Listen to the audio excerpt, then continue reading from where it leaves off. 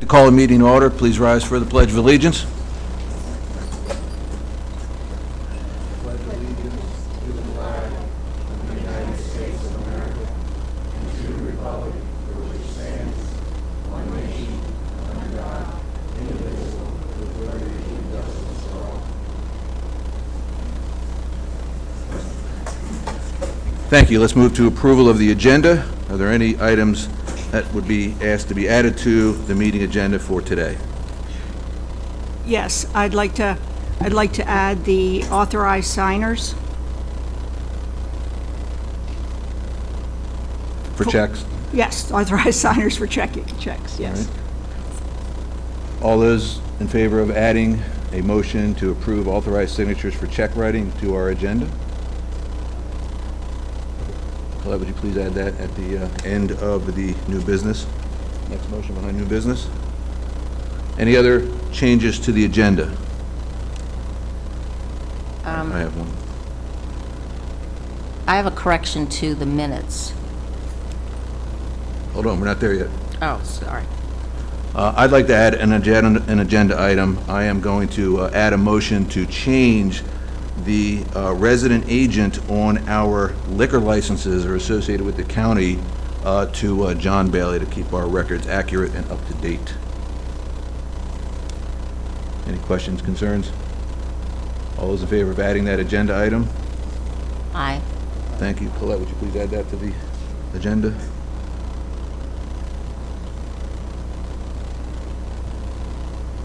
Are there any other changes to the agenda? All right, I have one final change to the agenda. I would like to amend the agenda to include returning back to open session from our closed session to continue business that will be discussed as one of the items in the closed session. Agreed? Any questions about it? All in favor? Aye. All right, Colette, would you please amend the amended to include that we will return to open session after our closed session? Any other changes to the agenda? All right, I'll call for a motion to approve the agenda as amended. Is there a motion? Is there a second? Second. Motion's been amended and seconded. Any further discussion? I'll call the question. All those in favor of accepting the the agenda as noted with the changes noted, please signify by saying aye. Aye. All right, the agenda is approved. Thank you. We'll move to approval of the meeting minutes. Hopefully everybody's had a chance to review the meeting minutes from July 28th. I will entertain a motion to accept the minutes as presented for the July 28th meeting. Is there a motion? I need to move for correction to the minutes for the July 28th meeting. Under motions, it indicated that I nominated Mr. Herrick for Vice President. That needs to be corrected to indicate that it was Ms. Supik. I'd ask for a second to the original motion of whether or not we want to move forward with approval of the minutes from July 28th. Can I get a second, please? All right, seconded. Cheryl, so noted on your item. Discussion. So as I understand it, there is a minor correction in who nominated for VP for that, Tom. You have a quizzical look on your face. Any questions, concerns? Everybody understand the change? All right, all those in favor of amending the minutes as Cheryl suggested? Aye. Aye. Opposed? Please amend the minutes and record them with the noted change. Okay? I'll entertain a motion to approve the minutes from the August 25th organizational meeting. Is there a motion? Is there a second? Second. Discussion. No changes?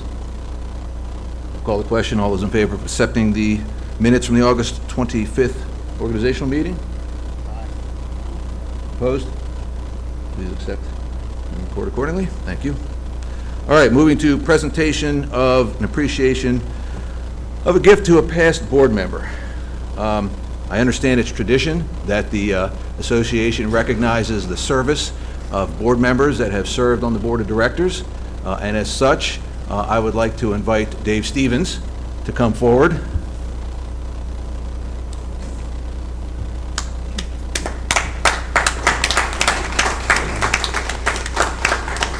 Dave, on behalf of the board of directors,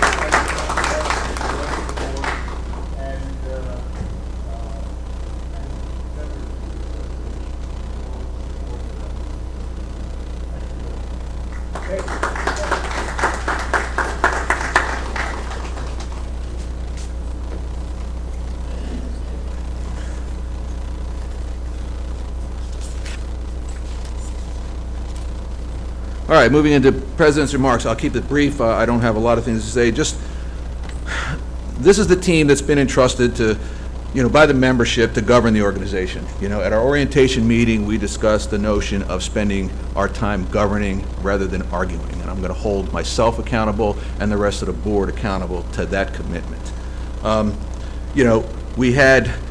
We talked about, communicating better amongst ourselves, and I can tell you, I'm happy to report that with all of the interaction that we've had, and I think everybody smiles, I see Ted smiling, it seems to be working. We're sharing information openly in email. We're going back and forth with different perspectives. That was the goal. I'm encouraged that we're starting out that way, and I'm encouraged and confident that we'll keep it going that way.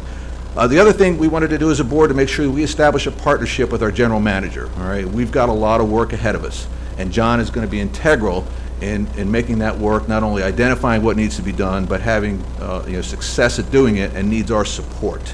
So we're going to promote that partnership, with John, the right level of oversight, but the right level of autonomy. And just in my recent meetings, with John, I think that's going to work out very well. He knows what needs to be done, and he deserves our support. We're going to work to that end. We've got several new initiatives that are coming up that are starting in the formation stage. We've talked about a drainage task force that was from the very first meeting. Tom has agreed to step up and be the board liaison to any efforts that we have moving forward. So therefore, we'll be partnering with folks from the county. It's still in the formative stages, but it's something that we're going to move forward with. I can't give you a specific outcome of that, other than their dialogue will be open, and we'll understand a little bit better about what issues we have in front of us regarding drainage and what potentially can be done. All right. We've also, from a personal perspective, I want to try to find a way to include information from our advisory committees in the board meeting. While yes, everybody can reach out to the website and go and get the minutes should they be so inclined, I think it's important to recognize the work of the advisory committees, to be more inclusive of the work of the advisory committees, and make sure we promote the advisory committees and their benefit to the organization. So we've got a lot of work ahead of us, more changes, not monumental, just I think subtle tweaks as we decide to, how best to move forward. We've got a lot of work ahead of us, but I'm confident that this team and our GM is up to the task. Thank you. Moving on, Treasurer's Report. Pat. Before I present the financial information, I would like to publicly express my appreciation to John Viola for coming out of retirement and jumping in to help Ocean Pines with his significant financial expertise and experience during the summer months, absolutely the busiest time for Ocean Pines in the finance department. He worked with our auditors, worked through the audit, and was instrumental in producing financial statements so that we would have financial results of operations for those months. Thank you, John.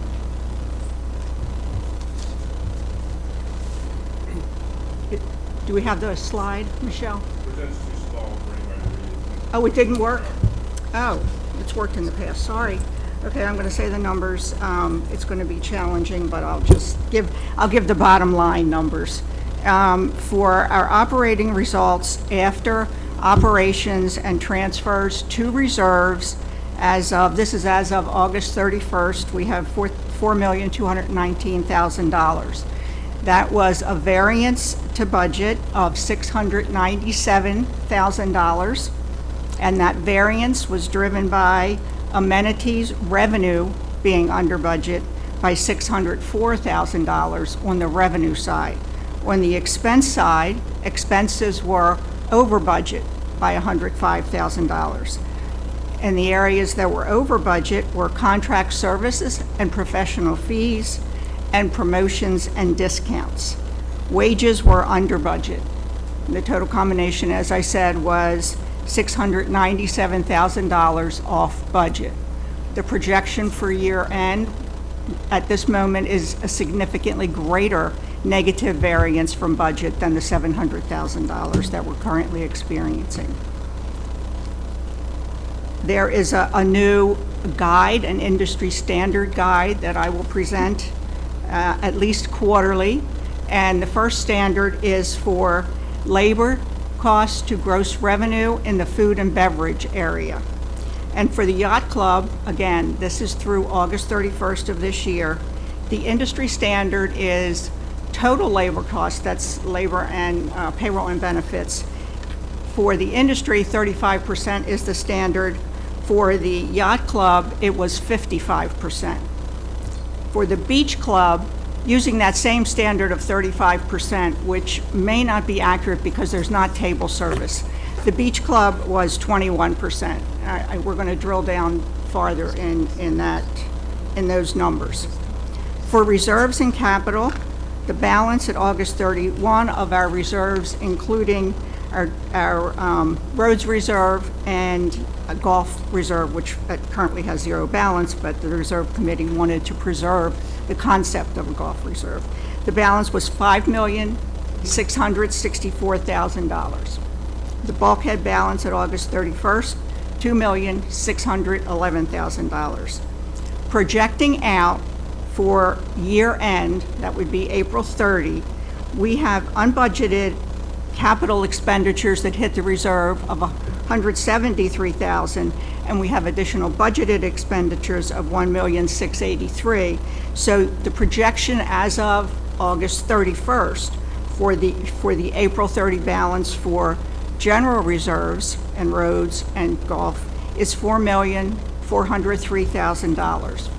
For the bulkhead, there isn't any budgeted expenditure this year, but I think the board that's going to be a significant topic that the board is addressing today and going forward. So the projection is $2,611,000 for year end. However, that's based on prior to the board investigating what needs to happen with the bulkhead. I'd like to give an update on the reserve working group. Dave Stevens is leading that charge. The committee met with Doug Green of DMA to discuss updating the reserve study. The reserve study currently, I believe, has 2 to 3 year old numbers in it. So all of the asset replacement that we have done in the last 2 or 3 years is not contained in that study. So DMA will be updating that study with the assets that we have replaced, in addition to projections that the committee, that the working group continues to decide on for the future, such as CPI, annual CPI, what assets we need to replace.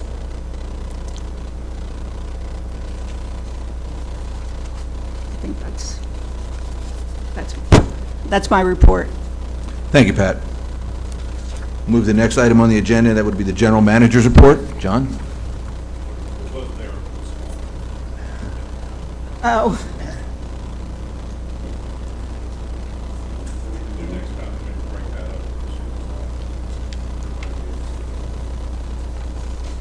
Okay. Good morning, everybody. Again, thank you for the warm welcome. It's been 15 days. For my meeting report today, brief. First of all, for the finance position, that position has been advertised.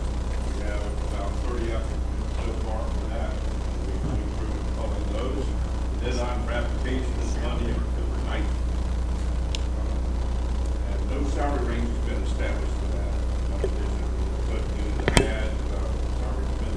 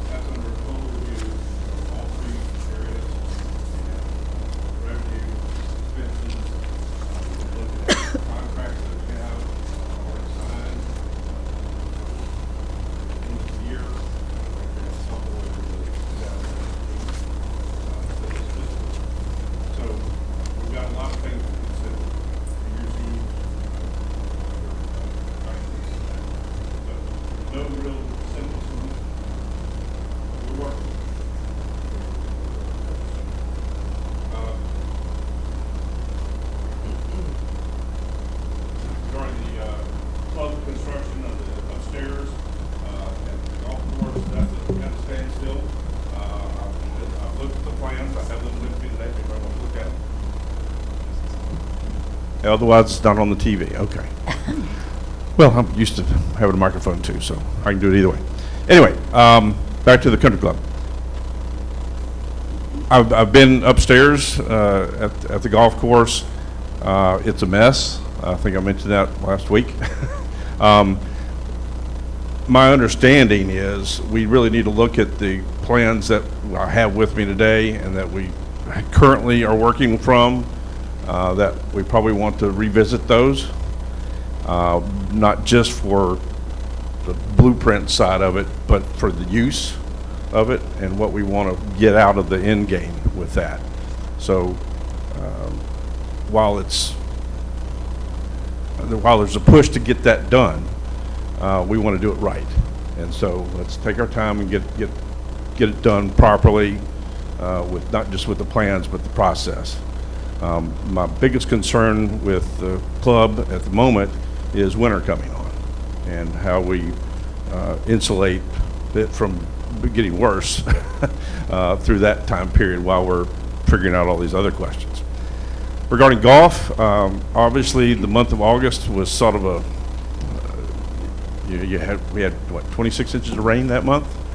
That doesn't do well with revenue streams for things that are outside, right?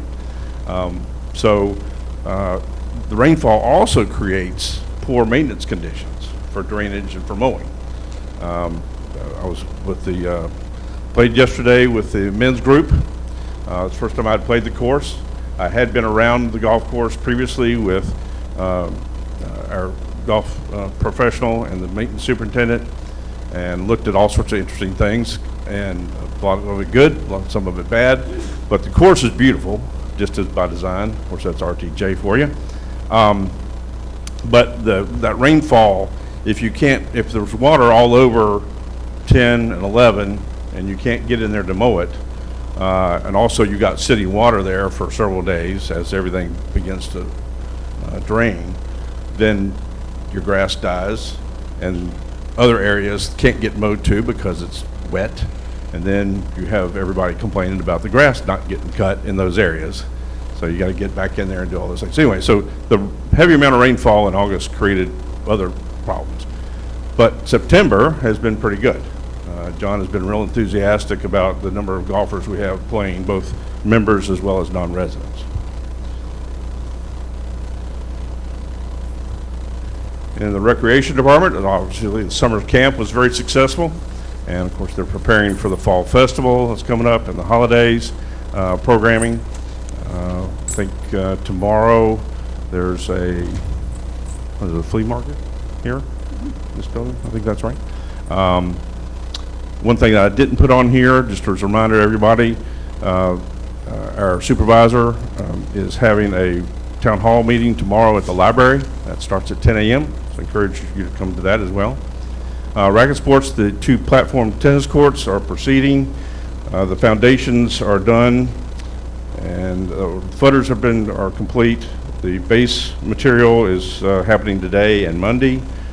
Week to 10 days, we'll have the asphalt done, and after that, of course, the fencing and the netting. For the IT department, most recently, amongst many IT things we're working on, we've installed a secure entry fob system for the admin building. That way we can know who's coming and going and what times, and also provides for people to get in and use the committee room when the rest of the building's locked up. And lastly, just some general things that I've been working on, building these relationships, interacting with the board members, lots of interactions with the staff at their various particular sites of work. I've attended about 4 or 5 committee meetings at this point. I'll continue to do that, and interacting with the residents, most recently again last night over at the yacht club, interacting with people who are dining. I'll share a story from a previous work that I will work the room. I'll either take drink orders, take food orders, run food, run drinks. If I've got my notepad with me, you can feel free to talk to me and interact with me. If I don't have my notepad with me and I'm with my wife or my kids, I won't remember the conversation, so call me the next day. But The point is, I will be out and about interacting with folks as much as I can. Reviewing the organizational structure and services, both not how we're, the organizational chart itself, the services that we provide, and then drilling all the way down to including how we handle our money. How does it get from point A to point B to point C to point D? And how many hands touch it, and all those protocols that we need in place. So all those things have been looked at. And inspecting the physical assets. I've been to about everything, I think, except for all of the 12 parks. I haven't gotten around all 12 of those yet. But I've ridden, I wouldn't say most of the streets yet, but I've ridden a lot of places. Got out and walked and kicked the dirt in the tires at some of the playgrounds, the dog park, the skateboard park, pretty much everything through here at White Horse Park. The marinas, beach club, I was over there. We had a little interesting incident happen over there the other day. One of the hooks, if you would, that holds the outdoor sprinkler system, not the indoor, okay? Outdoor system, one of the little hooks broke, or it rusted out, and it created a vacuum in the line, so it went off. But this was all outside. There was no water inside at that time. But we're getting that fixed, and we'll be open again tonight. We met with fire marshal and all that. But so anyway, inspecting the physical assets of our association, and I think that's it for today. John, thank you. Cheryl. Mr. Bailey, I would like to give you some feedback that I received from several residents, as a matter of fact. The fact that you were at the yacht club pool, you went around to every single person, talked to them, asked them what they thought about the food, the service, all of that. Everybody has been so impressed and so happy with the interest that you've already taken. So thank you so much. Thank you, Cheryl. Next item on the agenda is public comments. Just a reminder, our bylaws do have a stipulation regarding decorum and content. I would ask that folks keep comments that are slanderous, negative to a board member, to a staff member, or to another member of the association out of your public comments, but I do encourage public comments on any and all topics at this point. The floor is open. And when you come up, please state your name and your address. Thank you. Good morning. I'm Steve Rako. I own property at 1207 Carrollton Lane, but I'm also here today on behalf of Sidney Maffett at 24 Mallard West Drive, who is a client of mine, regarding his bulkhead that has not been repaired and replaced. It's been promised for over a year now that Ocean Pines would take care of this, and nothing has been done. Repeated attempts to work through Mr. Hill last year simply met with a lot of stonewalling, delays, and excuses. I know that Public Works has been out there quite a few times to fill in the sinkholes that continuously arise. We're worried about the undermining of the bulkhead itself and the shoring up of the property. And my client has also retained an engineer to go out there and do an assessment, and it's not good. So concerned about, since the house sits 15 feet from the bulkhead, what's going to happen if that bulkhead fails. This board has a fiduciary duty to make sure that all those bulkheads are replaced in those areas that Ocean Pines is responsible for doing bulkhead repair. Since my client has owned the house over 18 years, no work has been done on this bulkhead. It is failing. It needs to be done. It's my understanding from talking to Kevin Layfield in Public Works that permits were approved, that High Tide is ready to go. High Tide Marine Construction, also a client of mine. And that brings me to my next point, is that there is an enforceable contract between High Tide and Ocean Pines that High Tide has the emergency repair work for the bulkhead. It's a valid enforceable contract executed by Mr. Hill and his apparent authority to act on behalf of the association, and High Tide intends to enforce that contract if, and I understand there may be some discussions later on. There's a motion on the agenda. I don't know whether that's going to be in public or a closed session, but I don't see an opportunity later to address this in any other public comments, so I'm going to do it now. But I would encourage the board to follow through on that. they were the lowest bidder, and simply ratify the contract that was already executed by Mr. Hill. I appreciate that. And again, thank you all very much for the longtime service that those of you have shown Ocean Pines, for those of you that are continuing on. Welcome to the new members of the board. We're proud to have you. Mr. Maroney, I've known you for a while, and thank you. I think you bring a tremendous amount of knowledge, especially when in the area of contracting and making sure the facilities and Ocean Pines itself is in good hands. And listen to him. He knows what he's talking about. Mr. Bailey, I hope you brought your virtual helmet and flak jacket. Having been a Marine, I welcome you to Ocean Pines. I think this group is going to be a good group for you to work with, and certainly those of us who own property here hope that you will make a significant difference, and I wish you best of luck. Thank you. Other public comments?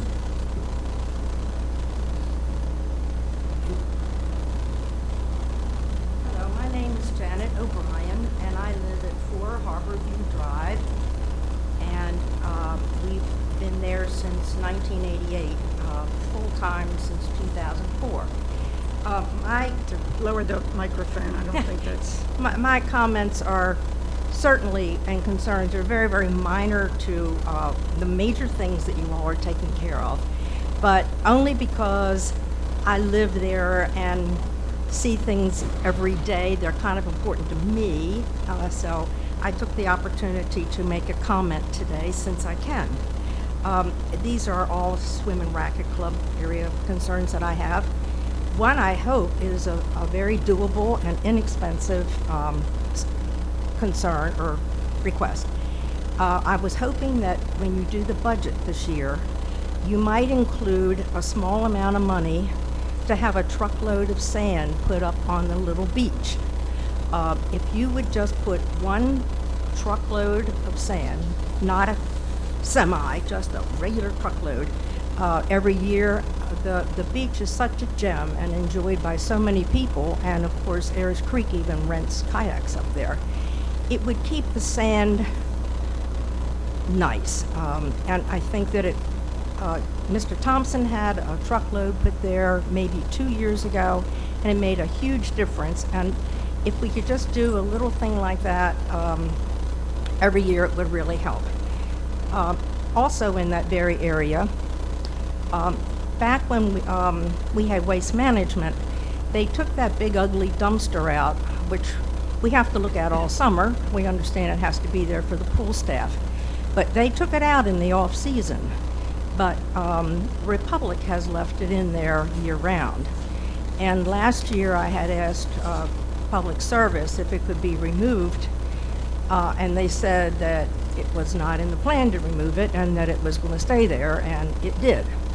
And unfortunately, we have mattresses and chairs and trash and garbage thrown by everybody who wants to do that up there. And it's an eyesore, and I don't think it should be left like that. And I don't know why it can't be removed. When the pool is not open, it would be nice to have it not there. And my third little thing is, I know that it's not a minor expense, but two of the tennis courts were removed, and now we have a big macadam, black square there. And the two courts that are left, the fence is looking like one more wind and it might come down. But as I say, these are things that I know are not major concerns, but kind of to me they are. Thank you. Thank you. Other public comments? Hi, everybody. I was just Can wondering... you please state your name and your address, Oh, I'm please? sorry. Thank you. Laura Whitaker, 20 Easton Avenue.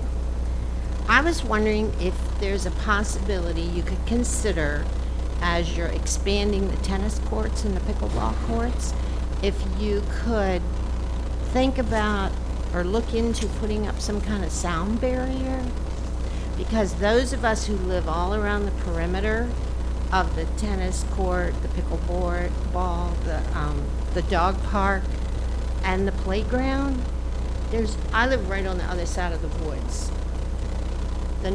There's a lot of noise pollution, like, whoa! Yeah! 4! Stop of the ball! Whack! Whack! Whack! Whack! Dogs barking and fighting, kids screaming and yelling and crying, and people yelling after, Fido, come here! So anyway, this goes on pretty much all year round. I just wanted to give you a little feel for what it is. And so and just to make it clear, I'm not saying stop playing. All that stuff is great. It's good exercise, it's fun. I don't want anyone to stop doing what they're doing. I want the kids to play, the dogs to play, the people to play. But if there could just be like some kind of, even trees or something to just muffle some of that sound, would be awesome. And then everybody would be happy. And I'm thinking, like, they probably don't realize, you know, how much sound they generate with all their yelling and screaming, and even the thwack of the balls. You can hear the thwack of the balls constantly. And probably if they knew that, they would probably even say, hey, sure, no problem, let's try to, we didn't mean to be making, when you have a party, you never know how much noise you make until the neighbor complains, right? So, that's it. If you could just possibly consider doing something like that or looking into it, it'd be great. Thank you. Other public comments? Good morning. Joe Reynolds, 84 Watertown Road. Welcome to Mr. Bailey, your first regular board meeting. Glad to have you aboard.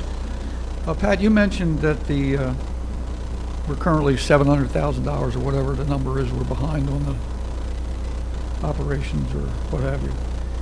But what concerned me was that you mentioned that the projection for the end of the year is significantly higher. That indicates to me that you know what the projection is. What is it? I haven't done a projection at this point in time, just given where we are in the year. This is our income producing time has just, big income producing time has just ended.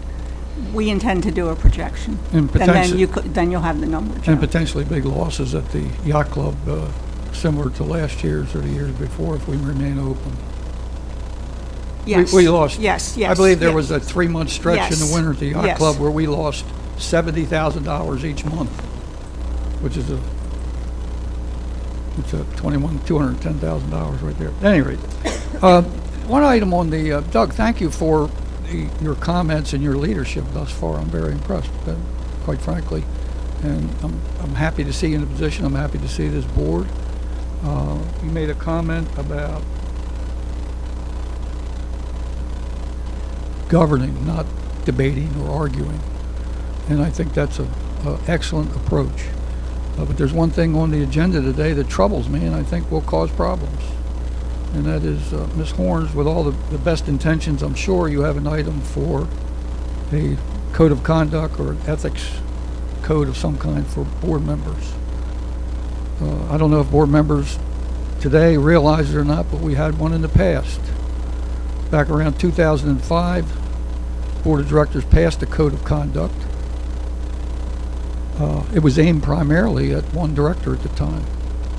Unfortunately, the majority on the board who passed the code of conduct, in order to use it against the director, members of the majority began violating the code. 6 months later, they voted to do away with the code. So here's my advice to you. I think it's good that you talk about how board members interact with each other and with the public, but I don't know that we need a code of conduct. And here's one of the major reasons. It's been my experience. I've been attending board meetings for almost 30 years. The only person in the room that maybe attended more is Tom Stouse here. These things tend to be used only by a majority on the board against some minority member on the board. That's the reality of it. And I think by going ahead with this, you're going to do something that is going to hurt your objective as president for more harmony and working together in the board. Thank you. Other public comments?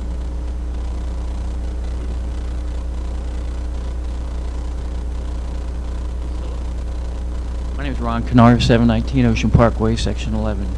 I want to welcome Mr. Bailey to Ocean Pines. He's got a lot on his agenda, and my property is one of them. It has to do with drainage.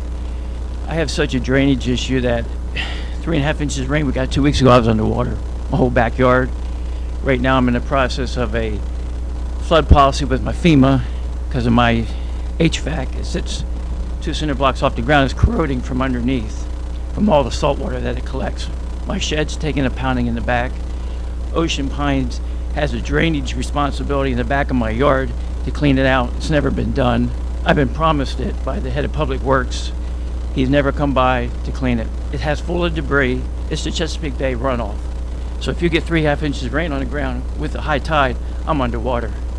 Every time this happens, and I brought it to Public Works' attention over and over and over again, and I just can't get anywhere with it.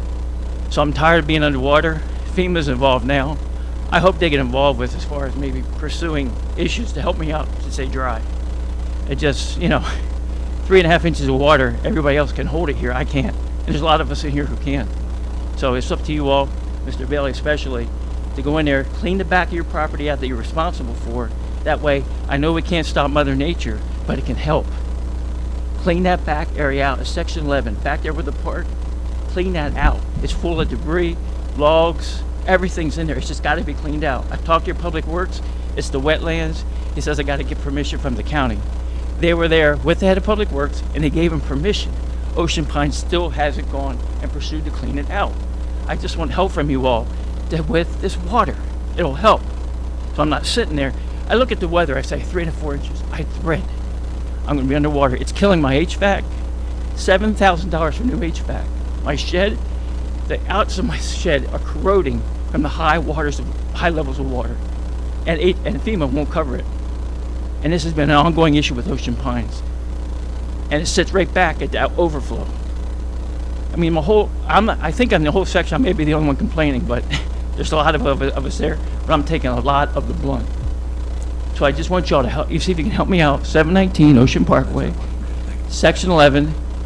Get in there, clean your responsibility out. That'll help with Mother Nature and all that water. Because you mentioned August, September waters. You can imagine what my property was like with all that debris and that overflow. Just clean it out. It'll help. That's all I ask. Clean it out. And FEMA's been in there, so they've even walked back to Sawyer area, and they looked at me and said, "Who's responsible to clean this out?" Ocean Pines. And I don't know if they'll help me as far as coming to you to say, "Hey, we need to help this guy out," so we don't keep, because it's going to be claim after claim after claim. So I just ask for help. Just help me clean that out. I can't do it on my own. I've been to Public Works. He knows all about me. Your head down there. He's been there with the county. He's given them approval to do it. I just want y'all to do it. Take the next step. And as far as the GM report, my opinion, the first thing on the GM report should have been drainage. Not for the golf course. Homeowners who are trying just to live every day. The homeowners who have to live there underwater every time of 3 or more inches of rain. That should have been your #1 agenda. Thank you. Other public comments?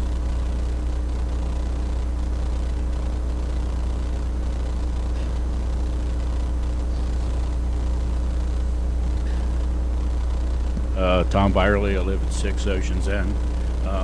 Just a couple comments. I was wondering if anybody's entertained the thought, because I mentioned this probably a year or 2 years ago, when you all changed the name of the yacht club. Mr. Bailey just called it the yacht club.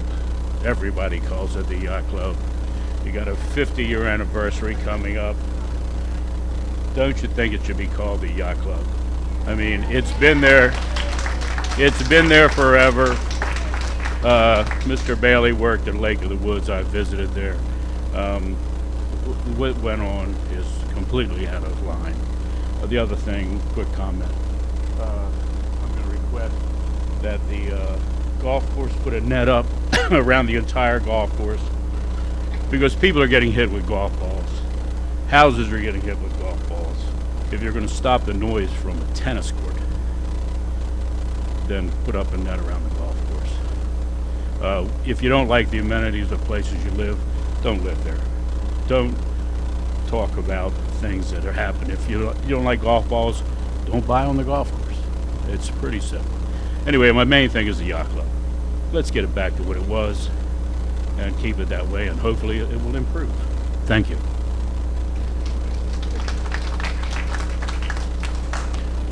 Other public comments? Seeing none, I'm going to close the public comments section. Next agenda item is capital purchase requests. Seeing that we have none, we'll move to the next agenda item on the meeting. Next agenda item is CPI violations. None are being brought to the board at this point, so we'll move to the next item on the agenda.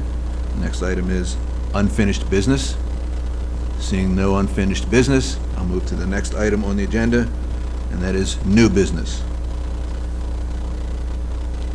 There's a motion on the floor to, or I'm sorry, there is an item on the agenda to introduce a motion from Colette.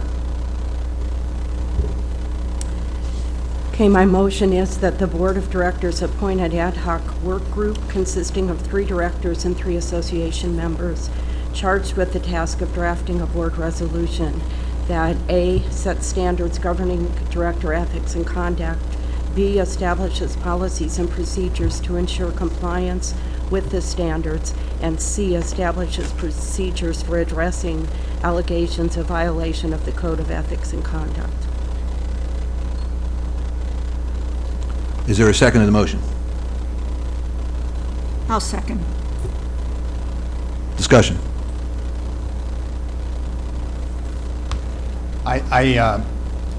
My position is that if we're looking at something that's going to set some principles in a resolution and we're willing to work that for a while, I just don't want to end up with pages after pages of ethics policies that are unenforceable, unintelligible. So I think if we want to look at it, for this board, it may be something that we can sit down and talk about and let this work group go.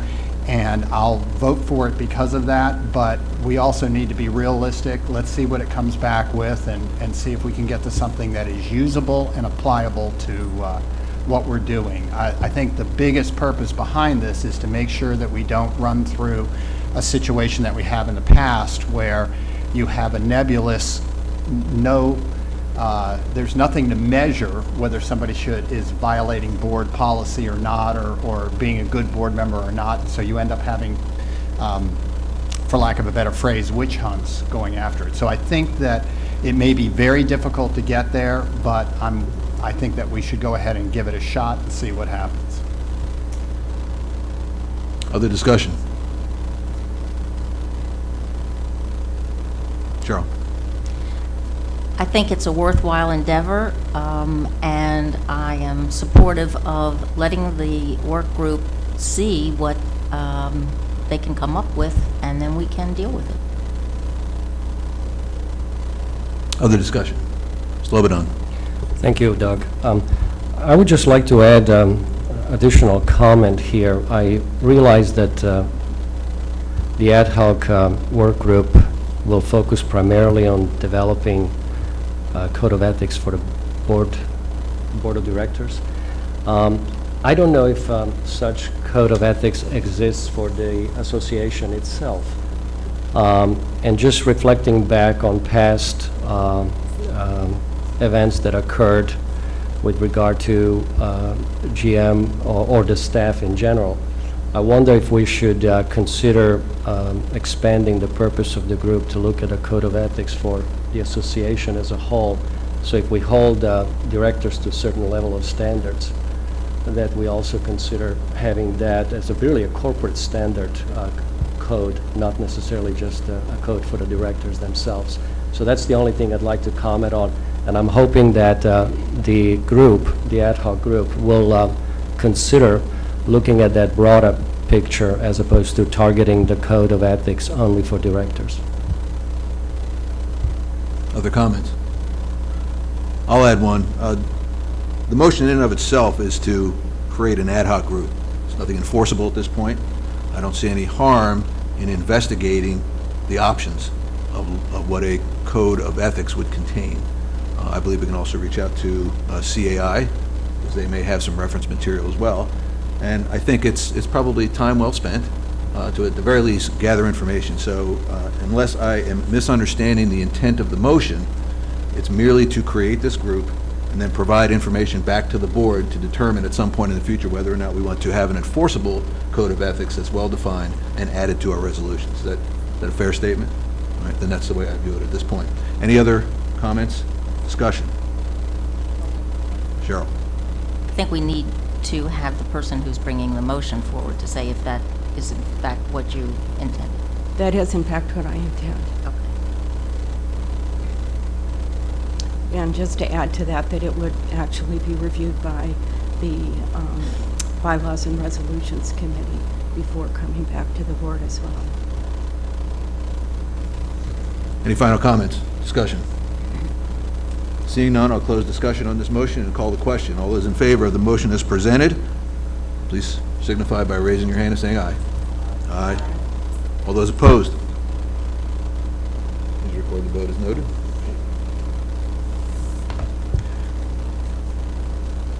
The next item on the agenda of new business is a first reading of Resolution C10. Pat? I move to amend the Environment and Natural Assets Advisory Committee Resolution C10 to include as the committee's principal ongoing focus the health of the water surrounding Ocean Pines, with primary concentration on the St. Martins River, and to make the first function of the committee helping maintain the health of the waterways. Background, the health of the waterways surrounding Ocean Pines has always been a focus of the Environment and Natural Asset Committee. Resolution C10 was last reviewed and updated in 2009. Much has happened in the area of Ocean Pines surrounding waterways since that time. The committee has been meeting with representatives from the Maryland Coastal Bays Program to better understand the health of our adjacent waterways. As a result of these discussions, the committee believes that the health of the St. Martins River should be a primary focus of the committee in the future. The St. Martins River has the worst rating of any body of water in the coastal bays area. It's now at a D+. The water quality is continuing to decline. Slipping below D+ to an F might have financial and quality of life consequences for all Ocean Pines residents. Even staying at D+ opens us to health issues due to algae and shellfish toxins. The committee has seen that neither the county, the state, nor the federal government have any real focus on the St. Martins River. The river has no champion.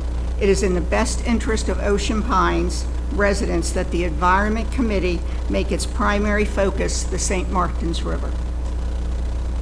Is there a second? I'll second. Motion's been seconded. Discussion.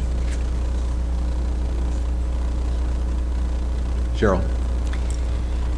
I think it's a noble objective, but I don't really know what Ocean Pines can do relative to improving the water quality, other than just bringing it to people's attentions. I think a concern, and I don't know whether there's any impact, but do the geese impact the water quality ultimately? Because I know that's still something that people come up to me about all the time. And that's an issue we should be able to deal with, but I don't know really how Ocean Pines can impact this, particularly when you say it's not a focus of any governmental entity, other than just trying to make people aware of it. Other comments? Slobodan? Thank you, Doug. Cheryl makes an interesting point. I'll just share my experience and why I think this is a good reason to have this committee undertake such effort. As some of us own waterfront properties and also use lawn services, I happen to use a lawn service that provides and uses very friendly treatments for our yards and our grass that does not pollute water in a canal.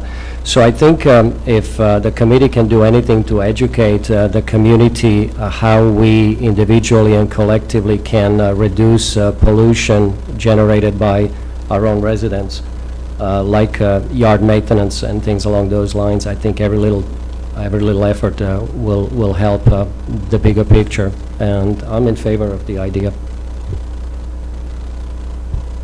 Other discussion? Pat?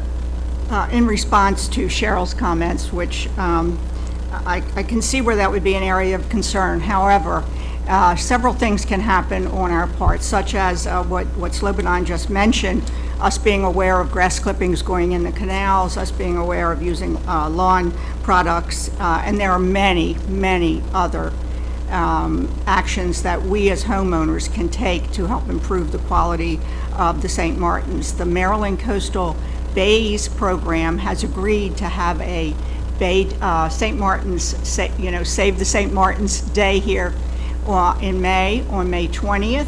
They've already got a significant number of vendors, a significant number of presenters that will be here to do just that, Cheryl, to explain to our community what they can do, each of us can do to help to preserve the St. Martins River.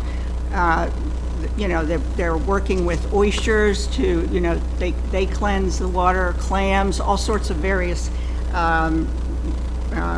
sea life like that can help the water, grasses. So I think there's much that we can do, and most people are not aware that they can do it, and most people probably aren't aware of the quality of the river itself. If you went around and asked people, I mean, it looks fine when you go over there most of the time, but if you asked, they would probably think that the water's fine and not a D+, which is, as I said, if it goes to an F, that has significant health consequences for the residents. Other comments? The audience can't comment. No. I have a comment and question. Pat, thank you for providing the actual verbiage in Resolution C10. Just to clarify, the information that's underlined in red, is that the text that is being suggested to be added to the resolution? Yes. And in the purpose section that's added to the resolution, in the functions section, help maintain the health was always there, but it was down the line, and the committee has asked that it be the first function of the committee. I would direct my board colleagues to that particular document to make sure they understand the changes, the suggested changes in the language. Any questions on that? All right, by, I believe, protocol, this is a request for a first reading. All right, so to make sure that the motion is understood, we're requesting a first reading for proposed changes to Resolution C10. Unless there's any questions, I'll close the discussion and call for the question.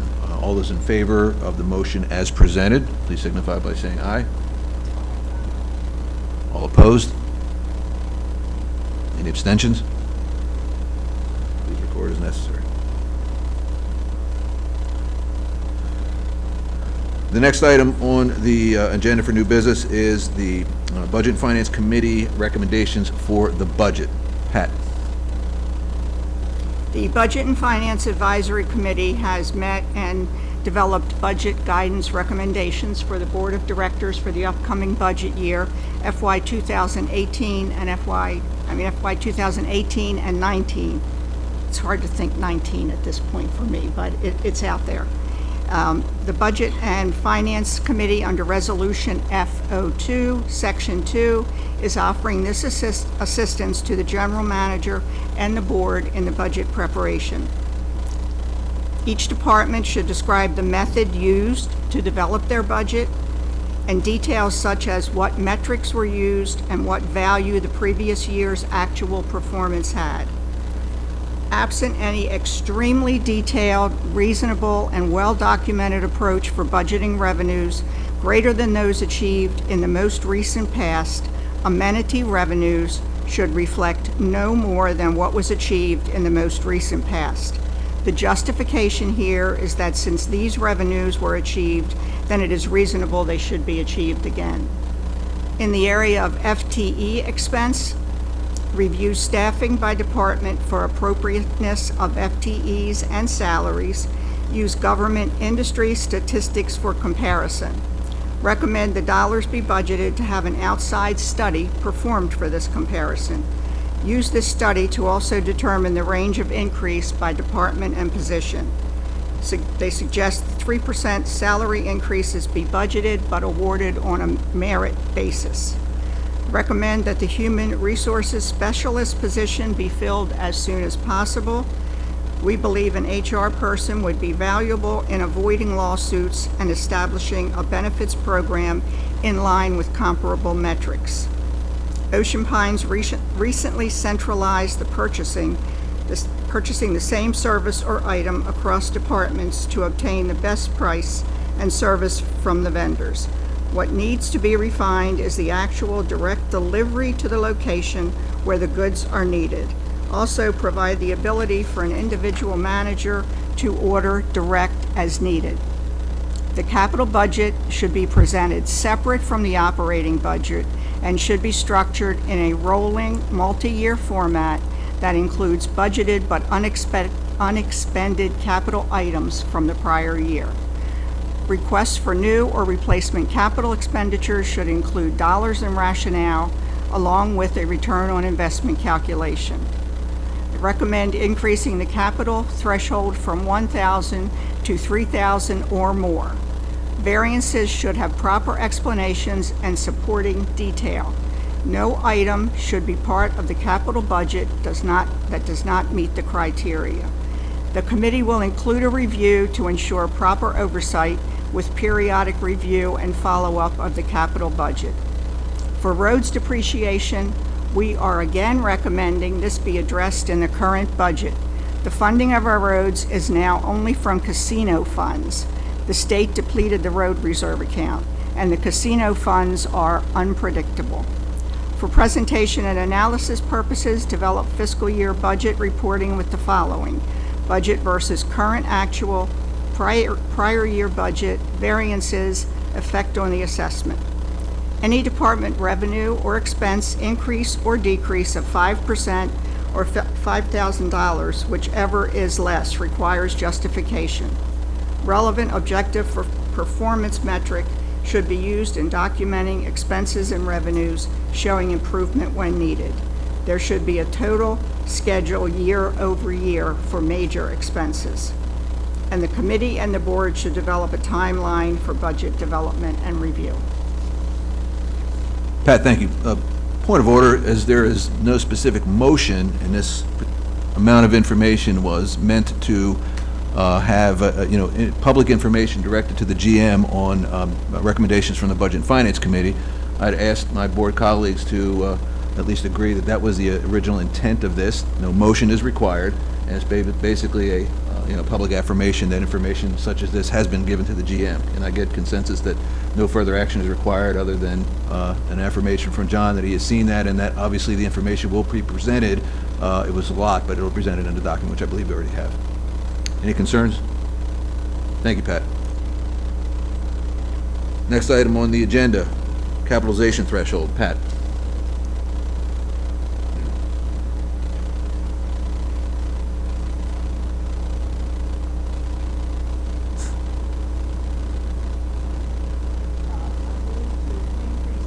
Microphone. Oh, sorry.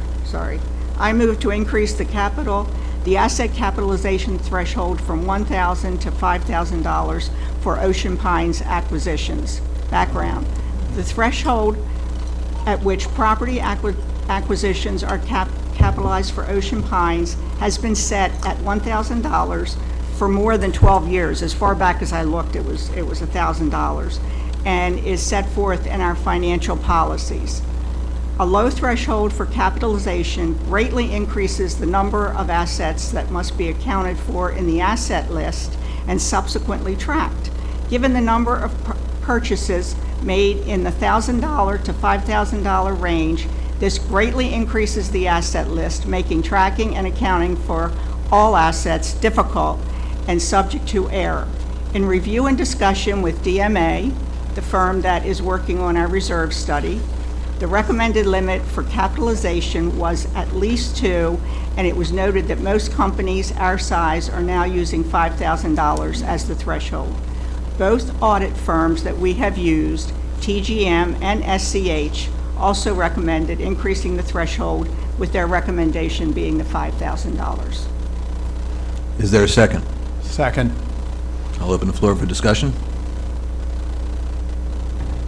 I just have one comment. As a layperson, this accounting concept was a little bit difficult for me to follow and understand, so I just want to share with the membership what Pat shared with me to make me more comfortable with the idea of making this change.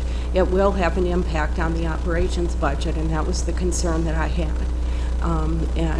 Pat assured me, based on the numbers going back 3 years, that the impact to the operations budget would, at its worst, be as much as $25,000, and at least, maybe $2,000 or $3,000. And certainly, we're all aware that these are rough financial times for us, and so we want to be very careful about our budgeting and things that impact the budget. But I'm in support of this motion based on the numbers that Pat was able to provide. Other comments? Seeing no additional discussion, I'll call the question. All those in favor of the motion as presented, please signify by saying aye. Aye. All opposed? No abstentions? Please record. The next item on the agenda is a motion for an HR job position. Slobodan? Thank you, Doug.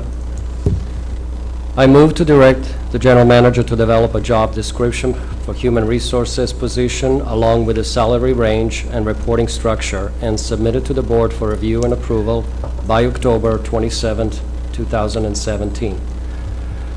Background. A need for the association to have an HR position was recognized by past management and past board members, but the HR position was never formally created. A number of recent personnel matters presented a need for the board to approve engaging association's legal counsel to provide the HR support as a temporary service. The board also agreed to defer the final decision until new general manager is on board and has the opportunity to develop a more appropriate long-term staffing solution for an on-site HR support. Is there a second? Second. Discussion. Ted? Yeah, the one thing I'd like to clarify, and we've already clarified this, but just for the public record, is that that position can be full-time, part-time, or outsourced locally based on what the general manager determines the needs of the association are. Other discussion? Thank you, Ted. You're absolutely correct. That's the intent for the GM to let us know what's the ideal setup. Any other discussion? Seeing none, I'll call the question. All those in favor of the motion as presented, please signify by saying aye. Aye. Aye. Opposed? Record. Next item on the agenda is a motion for a master list of all contracts and agreements. Ted? I move that the general manager provide the board no later than November 15th, 2017, a master list, a spreadsheet, of all contracts and agreements, including who they are with, what it is for, the date of execution start, the date of expiration, the date of the first review, and the responsible party. Further, maintain a file drawer as a master file with a copy of each contract. Background. We need, as a board, a list of contractual obligations as well as a list that can be easily maintained and will allow sufficient time to prepare for rebidding and/or negotiation. It was used with great success a number of years ago, and this morning I saw it still exists. It just has not been updated in a couple of years, so I don't think it will be a major problem. Is there a second? So noted. Discussion. President, if I may, we're working on it. We just haven't finished. I will chalk that up to proactive approach to things. Thank you, John. Any discussion? Seeing none, I'll call the question. All those in favor of the motion as presented, please signify by saying aye. Opposed? Thank you. The next item on the agenda, bulkhead contract. Ted. I'd like to table that motion until after our closed session to discuss contractual obligations. Any concern with tabling the motion until after our closed session? Seeing none, thank you. That motion will be tabled.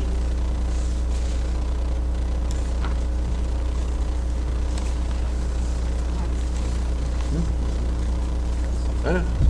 Come on, I got you. Relax. Take it easy.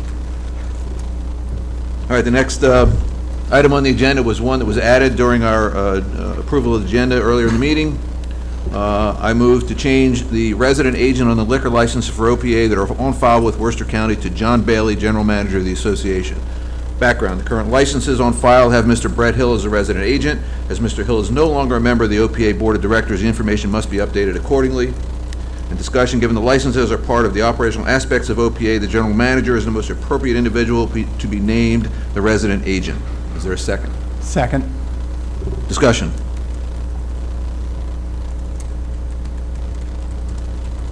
Seeing none, I'll close the floor for discussion and call the question. All those in favor of the motion as presented signify by saying aye.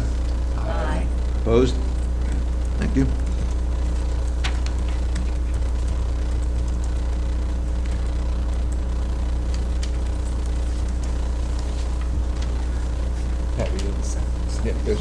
There is another item that we added during the approval of the agenda portion of the message, and it was due to the check signage. Pat?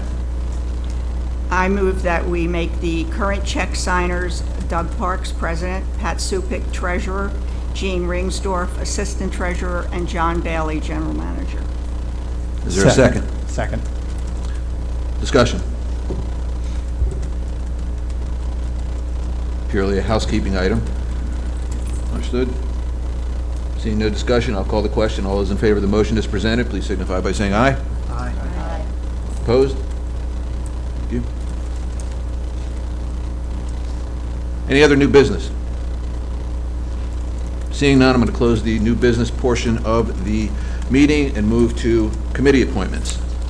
As a point of reference, in the past, sometimes based on the amount of appointees that were being brought before the board, there was usually a sense that we do them all at once. In this case, I will not do that. I'm going to do them individually. So, first appointment is Virginia Reister, first term aquatics. All those in favor of Virginia being appointed as first term aquatics, please signify by saying aye. Aye. Any opposed? All right. Second item on committee appointments has to do with an extension. There is stipulation in our bylaws that will allow, and resolutions that allow through board majority to extend the term of an individual who serves on a committee who has served beyond the normal terms that have been stipulated in the resolution. So there is a recommendation that we allow Les Purcell a one-year extension to his service as a committee member on the clubs committee. Everybody understand the appointment as it's been presented? Okay. Not yet. Okay, all those in favor of extending Les Purcell's term as a committee member, signify by saying aye. Aye. Thank you. Any opposed? Next individual is Donna Hickey, second term clubs committee. All those in favor of Donna serving in the second term of the clubs committee, signify by saying aye. Aye. Any opposed? So noted. Next appointment is Gary Miller, second terms clubs committee. All those in favor of Gary Miller, second term clubs committee, signify by saying aye. Aye. Opposed? So noted. No extensions. Thank you. Please record associated. The next appointment, Gerald Horn, first term marine activities. All those in favor of Gerald Horn appointment as first term for the Marine Activities Committee, signify by saying aye. Aye. Opposed?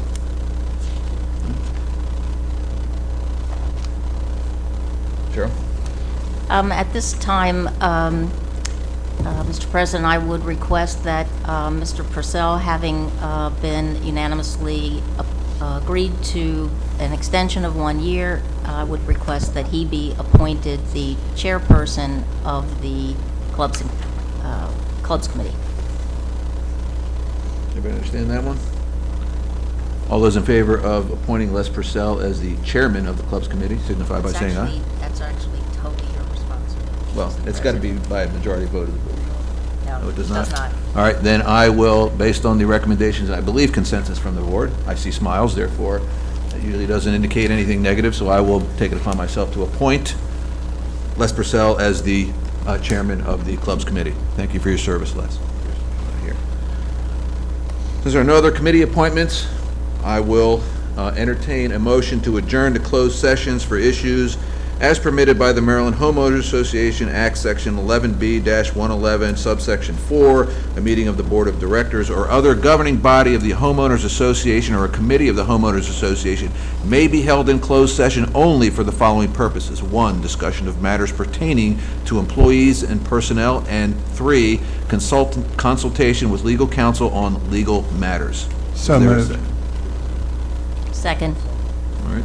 All those in favor of moving to adjournment and into closed session signify by saying aye.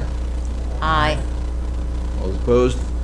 And point of order for the membership, to reminder that we did change the agenda, and we do expect to come back into open session after the discussions in closed session, so I can promise you that. However, what I cannot promise you is exactly how long we will be in closed session. Those of you who may be interested in remaining, please do so at your own risk. We will come back here. However, the only thing I cannot provide is a time. We have some lengthy discussions to have regarding the matters at hand pertaining to a closed session. I'd ask that you bear with us, but I did want to give everybody the opportunity to understand that we will go back into open session on an issue. Understood? Thank you very much. I'd like to call the meeting back to order and reopen the new business section of the meeting. I will entertain a motion as discussed from our executive session. I'd like to move to postpone action on the bulkhead motion indefinitely. Is there a second? Second. Discussion. All those in favor of the motion as presented, please signify by saying aye. Aye. Aye. Opposed? Motion carries. Please record accordingly. I move to adjourn. Second. As chair of the meeting, I will entertain the motion to adjourn. So, due to proper protocol, Counselor. Yes, you can. Is there a motion to adjourn? I understand there's a motion to adjourn. And seconded. All those in favor? Aye. The meeting is adjourned. Thank you, everyone. Go Tom. She wanted to jump, you know.